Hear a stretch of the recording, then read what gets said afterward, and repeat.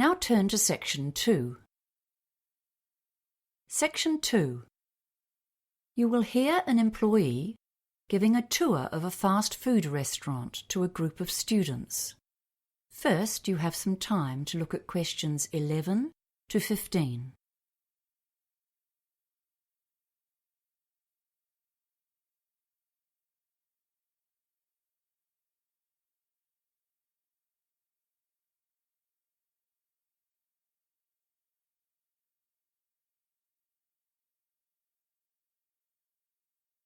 Now listen carefully and answer questions 11 to 15. Good afternoon, everyone. Can you all hear me? Good. Let's go through to the kitchen now so you can see the full operation of the restaurant. First, I want to emphasize the importance of kitchen hygiene. It's crucial for our business reputation. On the wall here, we have a dispenser of plastic shower caps. Forget about fashion statements. Everyone who goes into the kitchen must wear one to protect against stray hairs getting into the food. Please take one and put it on now. Alongside it is the sanitizer. Again, you all need to use this and scrub your hands thoroughly before we go in. Also, please be aware that this is a working kitchen, so many of the counter surfaces inside could be hot. It's best not to touch anything as you go through, just in case. It's just basic safety and common sense. You'll notice the number pad on the door here. We have full security in the kitchen.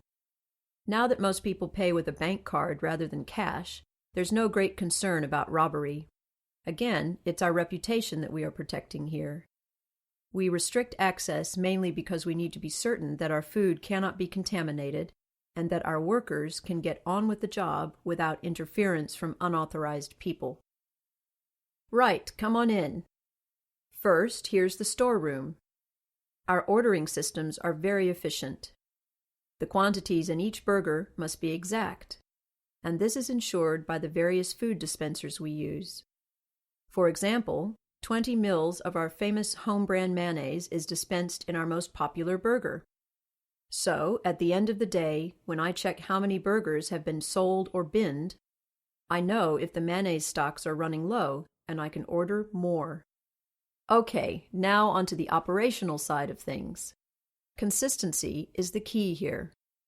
Every burger in any of the brand's restaurants should have the same quantities of the same ingredients, so that all our customers are sure of what they're ordering. Our delivery standard is to keep the customer waiting no longer than 2 minutes for their burger. That's truly fast food. We don't like wastage, so we analyze our sales statistics to predict the demand for each day, and even the times of day when there is most need. However, to make sure that we can meet the production targets, we can't avoid some waste. At busy times, sometimes there'll be a stack of 6 burgers in the warming rack. We know these won't stay at their best for long, so after 10 minutes, they must go into the bin. Another key area is efficient staffing. We have some full-time staff, of course, but part-time staff will do maybe 2 hours at noon and another 2 at 6, and other casual staff are on call at peak times. This really helps us with efficiency of service and the economy of the operation. We train all our staff at all the different stations, but when we're busy, each member of staff works at one particular station, grilling the buns, cooking the meat, adding salad, cheese, and sauces, or packaging. Before you hear the rest of the talk, you have some time to look at questions 16 to 20.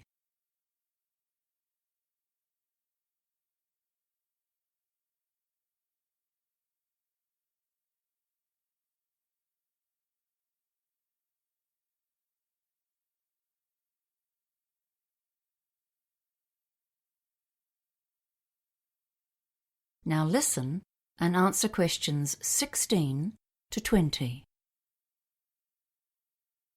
I'm sure you've all seen our famous paper tray covers.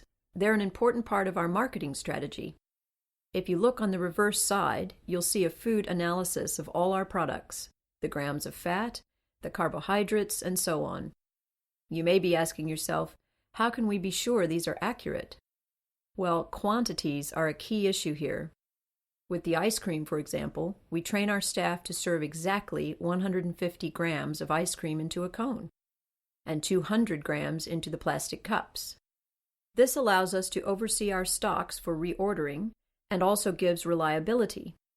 The key aspect for us, though, is that we are being accurate about nutritional information.